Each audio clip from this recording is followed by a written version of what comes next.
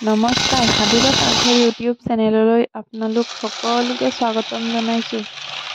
আজি বহুত চটপটা আৰু টেষ্টি বুট ভজা ৰেচিপি লৈ আপোনালোকৰ মাজলৈ আহিছোঁ। আশা কৰিছোঁ আপোনালোকৰ ভাল লাগিব।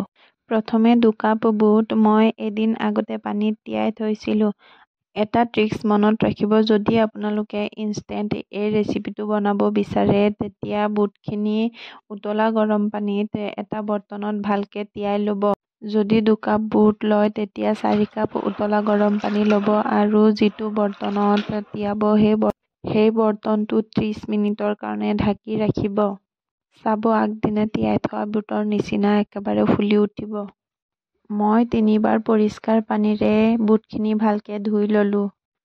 আৰু এতিয়া প্ৰেছাৰ কুকাৰত বুটখিনি লৈ ল'ম আৰু ইয়াৰ লগতে লৈ ল'ম সৰু চাইজৰ 7টামান আলু। আপোনালোকে আলুখিনি কম বেছি কৰিব পাৰে।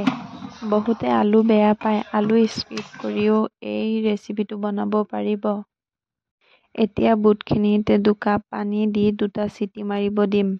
ৰমজান মাহত ইফতাৰৰ কাৰণে এই ৰেচিপিটো প্ৰায় চবেই বনাই থাকে আৰু ময়ো বনালোঁ আৰু আপোনালোকৰ লগতো শ্বেয়াৰ কৰিলোঁ। আপোনালোকে এই ৰেচিপিটো কেনেদৰে বনায় আৰু কি এড কৰে নিশ্চয় জনাবচোন। 2টা চিটি মৰা হৈ গ'ল। এতিয়া বুটখিনি আমি নমাই ল'ম। ইয়াৰ লগতে লৈ লোৱা আলুকেইটাৰ বাকলি গুচাই ল'ম। আপোনালোকে আগতীয়াকৈ আলুকেইটাৰ বাকলি গুচাই ল'ব পাৰে। আগতীয়াকৈ আলুকেইটাৰ বাকলি গুচাই ল'লে কালাৰটো যেনিবা অলপ চেঞ্জ হৈ যায়।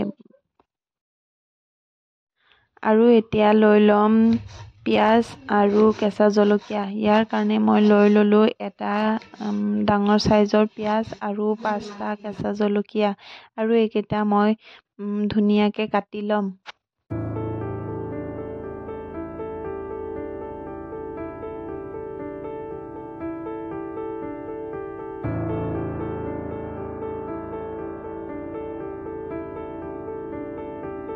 এতিয়া মই বুটৰ ওপৰতে মছলাকেইটা লৈ ল'ম। ইয়াতে মই লৈ ল'লোঁ এচামুচ হালধি গুড়ি, এচামুচ জিৰা গুড়ি আৰু এচামুচ জলকীয়া গুড়ি। আৰু ইয়াৰ লগতে লৈ ল'ম পৰিমাণ মতে নিমখ। মছলাৰ ওপৰতে মই আলুখিনি ভাঙি দি দিম।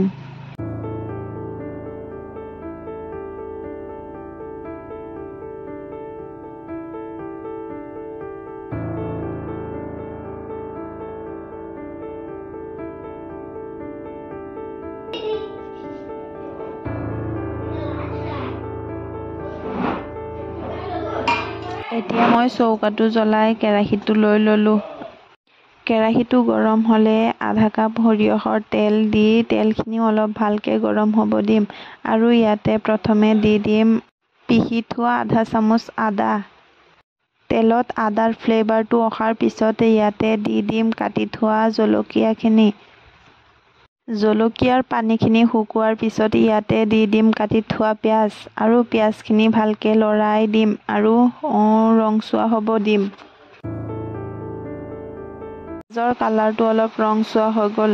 এতিয়া ইয়াতে দি দিম আগতে ৰাখি থোৱা বুট আৰু মছলাখিনি।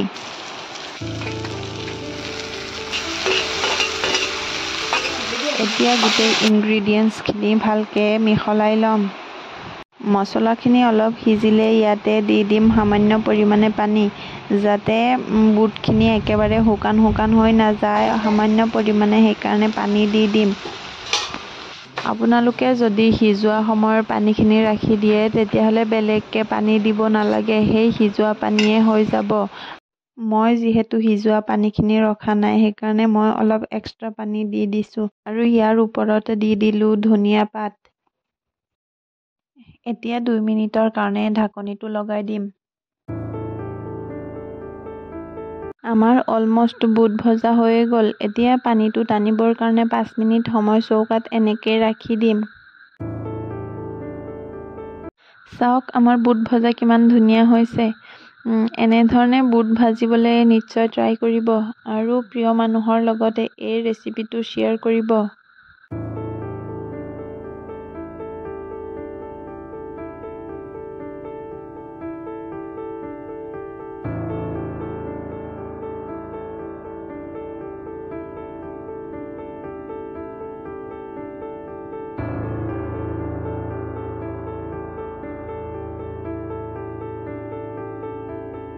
বুট ভাজা আপোনালোকে বেলেগ বেলেগ ধৰণে ছাৰ্ভ কৰিব পাৰে। চব্জিৰ লগতো ছাৰ্ভ কৰিব পাৰে আৰু মুড়িৰ লগতো ছাৰ্ভ কৰিব পাৰে। চবেই বেলেগ বেলেগ ধৰণে ভাল পায়। আপোনালোকে কেনেধৰণে ভাল পায় সেইটো কমেণ্ট বক্সত জনাব।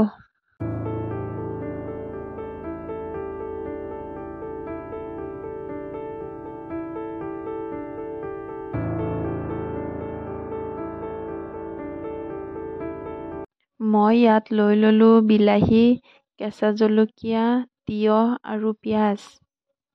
আৰু ইয়াৰ ওপৰত দি দিম ধনিয়া পাত আৰু সামান্য পৰিমাণে নেমুৰ ৰস। লাষ্টত ক'লা নিমখটো ব্যৱহাৰ কৰিব পাৰে, এইটো অপচনেল হয়।